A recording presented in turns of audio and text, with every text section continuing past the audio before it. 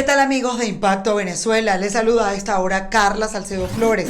Desde este lunes 13 de abril, a lo largo de toda la semana, usted podrá disfrutar de nuestro recorrido informativo a las 7:30 de la mañana hora Colombia y a las 8:30 de la mañana hora Venezuela. Usted solamente debe suscribirse a nuestro canal de YouTube Impacto Venezuela para recibir todas nuestras notificaciones y así podrá estar informado de todo lo que acontece política y socialmente en Venezuela. De inmediato nos vamos con la siguiente información y tiene que ver con la migración venezolana, lo que está ocurriendo en cada uno de los países de Latinoamérica. Vamos a establecer un contacto a esta hora con Vilca Fernández, es nuestro invitado del día de hoy. Él es director de Resistencia Sin Fronteras y ha llevado a cabo una serie de denuncias en toda Latinoamérica desde Perú para poder dar a conocer lo que está pasando con los venezolanos que han tenido que regresar al país y muchos también lo que están siendo desalojados de sus viviendas producto de la pandemia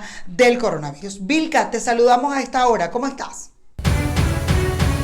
Hoy en Argentina, venezolanos compatriotas quedándose sin empleo, quedándose sin casa, quedándose sin alimentos porque son despedidos, porque son desalojados. Y no hay un freno a eso. Está ocurriendo en Ecuador, está ocurriendo en Chile, está ocurriendo en Perú, está ocurriendo en Colombia.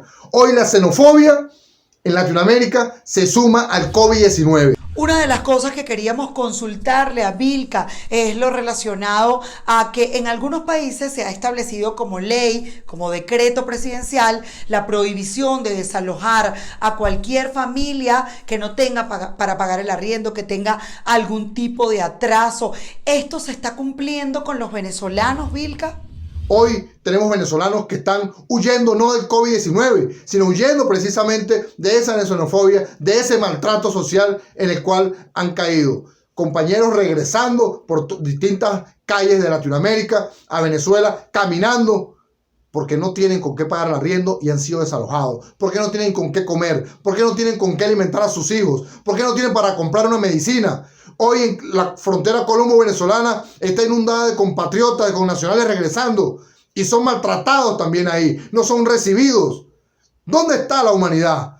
¿Dónde están las políticas correctas para atender a nuestra población? Hoy es claro que ni el presidente Vizcarra, ni el presidente Lenín, ni el presidente Piñera, ni el presidente Fernández han generado una política que vaya a responder y a proteger a esta población vulnerable, pero que al mismo tiempo también los ciudadanos que son nacionales de estos países están siendo vulnerables y también están sufriendo los desalojos. Desde la organización que tú representas, ¿qué llamado se le hace no solamente a cada uno de los países, de los presidentes que puedan de alguna manera acobijar la situación del éxodo venezolano? Porque pues obviamente no pueden pagar un arriendo si no tienen la producción de dinero diaria. Recordemos que muchas de estas familias dependen de la economía informal, pero ya lo decía Claudia López, la alcaldesa de Bogotá, que pues si no pueden ni siquiera ayudar a los colombianos, si no le pagan el arriendo a los colombianos que también se encuentran en esas situaciones, ¿cómo lo van a hacer con los venezolanos? Y esto de alguna manera ha traído una reacción importante del mundo, viéndolo más bien como algunos actos de xenofobia, ¿cierto? Hacemos un llamado a que se sumen al presidente Duque y se cree a través del Grupo de Lima una orden de no desalojar a los ciudadanos, ni a los venezolanos, ni a ningún ciudadano en este momento de crisis. Que se suspendan el pago de los servicios, que haya posibilidades de ayuda para poder alimentar a esta población que hoy está vulnerable. Y ahí es donde le hacemos el llamado al presidente Juan Guaidó y al canciller Julio Borges. Es necesario y urge un fondo de ayuda internacional para los venezolanos que hoy están siendo y que hoy son vulnerables, que hoy están sufriendo el maltrato de algunos sectores de la población latinoamericana. Gracias, Vilca, por habernos acompañado el día de hoy y poder presentarnos este análisis completo de la situación que están viviendo nuestros paisanos en el mundo. Muy lamentable tener que ser desalojados en tiempos de cuarentena. Precisamente por estos desalojos que se han registrado en diferentes países de Latinoamérica, estas familias se han visto en la necesidad de devolverse a tierras venezolanas. Nosotros queremos compartir con ustedes este especial que hicimos para nuestro canal aliado Testigo Directo. Allí podrán ver cómo resumimos un poco lo que ha pasado entre Colombia y Venezuela, lo que ha pasado en Chile y lo que ha pasado precisamente en Perú, en compañía de Jesús Albino y de Dayana Crais. Veamos esto. Si no me vas a pagar, no entras. Si no me vas a pagar, no entras. En los últimos años, cientos de miles de venezolanos han llegado a Colombia en busca de libertad, de comida, de una mejor calidad de vida. ¿Y por qué no? En busca de trabajo para poder enviar dinero a sus seres queridos. Pero debido a la crisis del coronavirus, hay muchos que han comenzado a regresar a Venezuela. Les tenemos un informe especial con 3 de nuestros periodistas, Jesús Albino, Dayana Crais y Carla Salcedo Flores.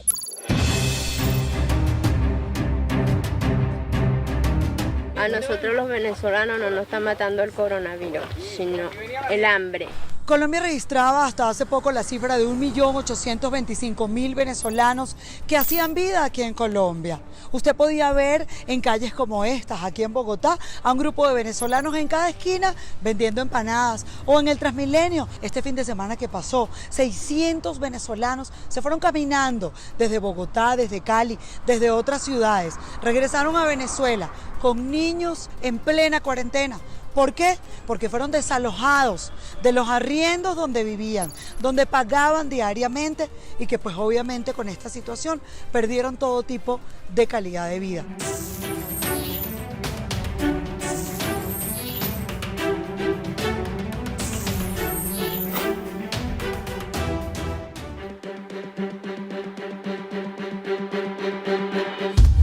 Algo no se puede calificar la alcaldía de Bogotá de xenófoba. No podemos pagar el arriendo, no se los estamos pagando a los colombianos, menos a los venezolanos. Buenos días, señores, aquí levantándonos en nuestro hogar aquí debajo de un elevado para que vean que estamos viviendo debajo de un puente, nos acabamos de levantar ahorita. El debate es como un juego de pelota. El presidente Iván Duque le pide a la alcaldesa mayor compromiso con los venezolanos, pero la alcaldesa a su vez exige que sea el Ejecutivo el que asuma la migración venezolana. Aquí no podemos caer ni en la xenofobia, ni en la estigmatización, ni mucho menos en tratar de desdeñar a un sector que hoy también está siendo víctima, no solamente de lo que ocurre en su país producto de la dictadura, sino también de cómo se afecta producto de la pandemia en los países donde tenemos esa población migrante. Así salieron, desesperanzados, buscando un camino, una vida. Ya están en tierra venezolana, listos para comenzar otra vez de cero. Estamos tomando todas las medidas estrictas de control, seguimiento y despistaje a las personas que vengan de la República de Colombia y la República de Ecuador. Van a ser tomadas medidas muy estrictas y de aislamiento a quienes haya una mínima sospecha de contaminación del virus. Pero la situación no es exclusiva de Colombia. Nuestra compañera Dayana Crais nos cuenta qué está pasando en Perú. Yo trabajo por mi Perú y cuando mi Perú se está hundiendo, me quedé a defenderlo. No fui cobarde como ustedes, que cuando el barco se hunde las ratas huyen, como todos los venezolanos cobardes. Los venezolanos son unas ratas. Así le habló Sandra a una venezolana que vivía en su casa y que necesitaba sacar sus cosas porque no tenía manera de pagar el arriendo. Sin piedad, son botados de un techo. Esto pasa en Perú, donde la xenofobia ha cobrado vida en los últimos 2 años, pero se ha intensificado en tiempos de coronavirus. Tiene dinero. Qué pena. ¿Sabes qué? Bueno, no me me pagas este mes, yo me cobro con tu refrigerador. Sandra. ¿Ya? Si no me vas a pagar, no entras. Si no me vas a pagar, no entras. Filca Fernández, director de Resistencia Sin Fronteras. Él tiene nacionalidad peruana por su padre y nos cuenta la tragedia por la que atraviesan los venezolanos en Perú. Los dueños de las viviendas están botando a los venezolanos a la calle, e inclusive a peruanos también por no tener dinero para pagar el arriendo cuando no se está generando. Estas agresiones no descansan ni siquiera durante la pandemia, que ha golpeado a más de 1 millón de personas y ha causado la muerte de más de 55,000 personas en todo el mundo, obligando a países a permanecer en cuarentena. Hemos exigido al gobierno nacional que genere una política social y que evite que esto esté ocurriendo en este momento. Se suma la crisis del COVID-19 con la xenofobia y con el maltrato a nuestros connacionales. El llamado es a ponerle freno a esto. Basta de tanto maltrato y de tanta inhumanidad contra los venezolanos. En Perú se ha producido una ola de xenofobia contra los venezolanos en las redes y en las calles les gritan fuera los venecos.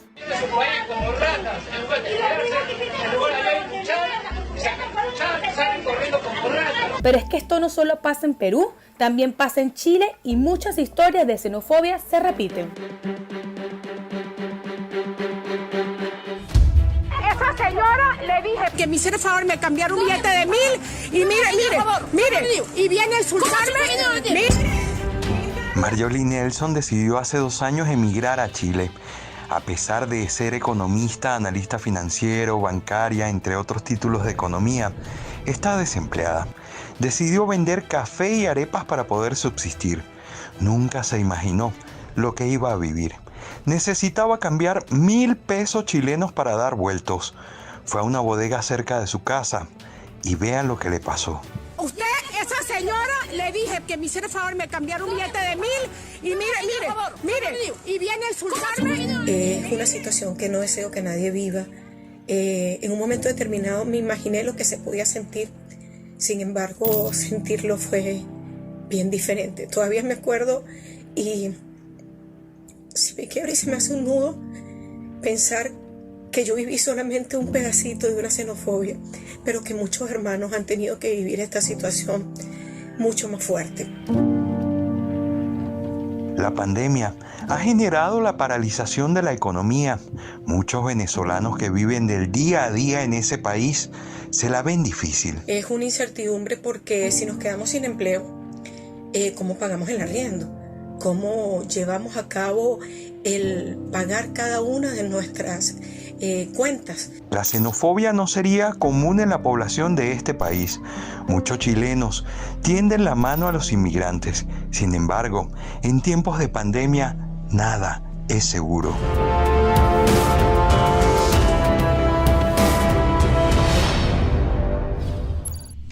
Estas personas que han cruzado la frontera colombo-venezolana, hay autoridades que señalan que son más de 5,000 venezolanos los que están en esta condición de regreso a tierras venezolanas, pero muchos de ellos se han quedado de alguna manera en manos de la administración de Nicolás Maduro, quienes los tienen en el estado Táchira de un lado a otro, supuestamente pues haciéndoles algunos exámenes médicos en una cuarentena especial porque vienen de otro país, y hay escuelas que estarían pues muy preocupadas en el estado Táchira porque esta situación se está registrando. Dejemos que sea nuestra compañera Marine Glot quien a esta hora nos haga un balance de la situación. Marine, te escuchamos. Sí, gracias por el contacto, amigos de Impacto Venezuela.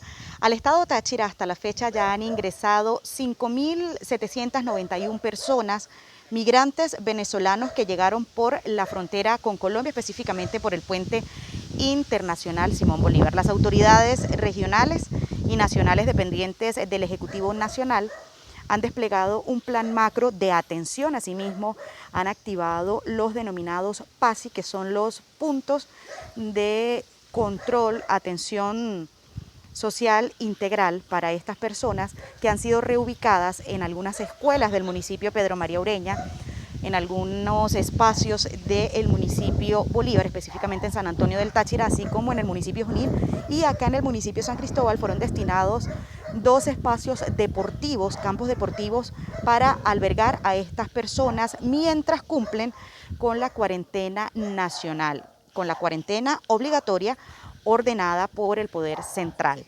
Esto como medida preventiva ante la pandemia del coronavirus. Autoridades regionales informaron recientemente que de estas personas que han llegado del extranjero hasta el momento no han surgido casos sospechosos de coronavirus, sin embargo, se mantienen los estudios. Asimismo, es importante informarles que este fin de semana llegó un laboratorio móvil de pruebas especializadas que son las avaladas por los estándares de salud y que dan el diagnóstico definitivo del coronavirus. Anteriormente contábamos nada más con el Instituto de Higiene, el laboratorio del Instituto de Higiene en Caracas. Ya con este laboratorio pues son 2 a nivel nacional que están dispuestos. Este laboratorio móvil acá en el estado Táchira puede emitir 300 muestras o puede estudiar 300 muestras diarias. Esto sería, por supuesto, de alivio para el estado Táchira, para que las muestras sospechosas que se tomen no tengan que ser enviadas a Caracas y no se tenga que esperar tantos días para tener resultados. Es la información que manejamos desde el estado Táchira y retornamos a estudios. Gracias, Mariné, por tu reporte. Nos vamos al estado Lara. Allá está nuestro compañero Ramón Vélez. Ramón ha sido testigo de cómo estas familias han regresado a Barquisimeto, muchas de ellas con una mano atrás, otra adelante, con los niños cargados en brazos, a empezar otra vez de cero. Carla, ¿qué tal? Muchísimas gracias por este contacto. Yo estoy en este momento desde la ciudad de Barquisimeto, al occidente de Venezuela. Desde acá, desde esta región, pudimos conversar con Carmen Meléndez, quien es la gobernadora de este estado. Conversamos con ella y nos habló acerca del retorno de connacionales que están llegando desde el vecino país, que en este caso es Colombia, a la ciudad de Barquisimeto. Decía que estaban a la espera de más de 400 personas y vamos a conocer por parte de ella cómo nos explicó acerca de cómo reciben a estos venezolanos que retornan al país y del proceso, cómo los atienden las autoridades de salud acá en nuestra región. Veamos la entrevista que le realizábamos a Carmen Meléndez. Esos 450 que son de aquí del estado Lara, nosotros los vamos a recibir, los llevamos al centro de triaje, le hacemos un primer examen, después como estén, los llevamos a su casa y de que ya se cumpla, cómo viene la ficha de ellos de allá, le hacemos una ficha aquí para llevar el monitoreo y después llevarlos a su casa y mantenerlos monitoreados. Hay gente que llegó, que vino por otras vías, que no cumplió con el protocolo allá, no cumplió con el protocolo aquí y en las mismas comunidades nos informan que llegó una persona que no cumplió con el protocolo y le llegamos a su casa y le hacemos todos los exámenes y lo tenemos monitoreado. Bien, ahí ustedes tenían parte de la entrevista que se le realizaba a Carmen Meléndez, la gobernadora del estado, hablando acerca de este retorno y de las atenciones que realizan las autoridades de salud a estos connacionales que llegan nuevamente a nuestro país. Es importante destacar que el estado Lara ocupa actualmente la 8ª región de nuestro país en la escala de todos los estados con casos confirmados de coronavirus. Mantenemos 4 casos hasta el momento, lamentablemente un deceso que ocurrió la semana pasada. Se trata del señor Trino Velasco, el primer paciente contagiado de COVID-19 que fue confirmado acá en nuestra región. Con esta información voy a devolver el contacto a Impacto Venezuela.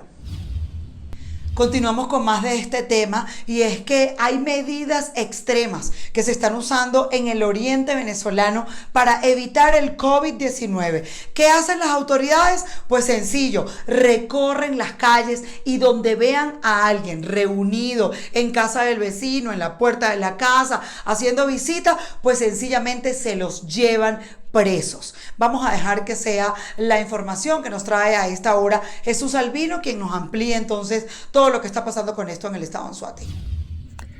En ciudades como Guanta se realiza el monitoreo hasta dentro de los conjuntos residenciales, luego de haberse detectado reuniones clandestinas dentro de estos. En Puerto La Cruz el patrullaje de cuerpos de seguridad fue reforzado luego de las 12 del mediodía en las vías públicas. En Lechería las medidas contemplan prohibir el ingreso a establecimientos comerciales a personas con alta temperatura corporal. Tomando control de que todas las personas que tengan temperatura corporal superior a los 38 grados centígrados no podrán ingresar. ¿Okay? Para tomar esta medida se le otorga un lapso de 5 días a partir del día de hoy. Además, los diputados nacionales se mantienen activos en comedores de Alimenta la Solidaridad para garantizar la alimentación de los beneficiados. A más de 50 niños aquí en los tronconales. Vamos a seguir avanzando con mucha esperanza. Hicieron un llamado a las personas a quedarse en casa y respetar las medidas de aislamiento social para prevenir el coronavirus. Desde Anzoátegui, Jesús Albino, somos Impacto, Venezuela. @ImpactoVE es nuestro punto de contacto en redes sociales. En Facebook nos consigue como Impacto Venezuela. El gobernador Jorge Luis García Carneiro informó que la ciudad vacacional y productiva Los Caracas, situada en Naiguatá, sería habilitada como un centro para cumplir la cuarentena. Se trata de un espacio constituido por 60 cabañas y 3 hoteles que dan un total de 400 camas. De acuerdo con el mandatario regional, este espacio sería habilitado en primera instancia para el personal de salud que está atendiendo a los pacientes de casos positivos de COVID-19 en la entidad, y otra área sería destinada para los venezolanos que sean repatriados y que ingresen al país a través del aeropuerto de Maiquetía. El primer lote de venezolanos varados arribó el pasado miércoles santo. Se trata de 70 venezolanos que llegaron provenientes de La Habana, Cuba, en un vuelo de Conviasa. 9 de estos venezolanos fueron enviados a Caracas a cumplir la cuarentena, mientras que 61 de ellos fueron remitidos a la ciudad vacacional Los Caracas. Pueden ustedes observar uno de los camiones que se está utilizando en Venezuela para realizar la desinfección de las calles. En este caso es un tractor utilizado en la alcaldía de Freites para realizar lo que son labores agrícolas, que fue modificado y está haciendo lo que es la desinfección de calles, centros educativos, centros hospitalarios y visitando las comunidades de los 21 municipios de la entidad, realizando esta jornada de desinfección de las calles con el fin de prevenir el COVID-19. Esto es un operativo que se realiza en presencia de la Guardia Nacional y de diferentes entes que se encuentran bajo lo que es la revisión y también en lo que es la supervisión de estos planes de desinfección, específicamente la ODI. Ellos se encuentran pues realizando estos operativos en diferentes comunidades en los 21 municipios del estado de Anzoátegui. Recuerde que con el coronavirus todos hemos aprendido una gran lección. Mi vida depende de ti, tu vida depende de mí. Si todos nos quedamos en nuestras casas, nos estamos ayudando, protegiendo y colaborando con las autoridades para que en el menor tiempo posible podamos verle la luz final buena a este tema del coronavirus. Yo soy Carla Salcedo Flores. De esta manera me despido. Gracias por habernos dejado entrar en sus hogares. Por eso a esta hora les decimos, quédate en tu casa.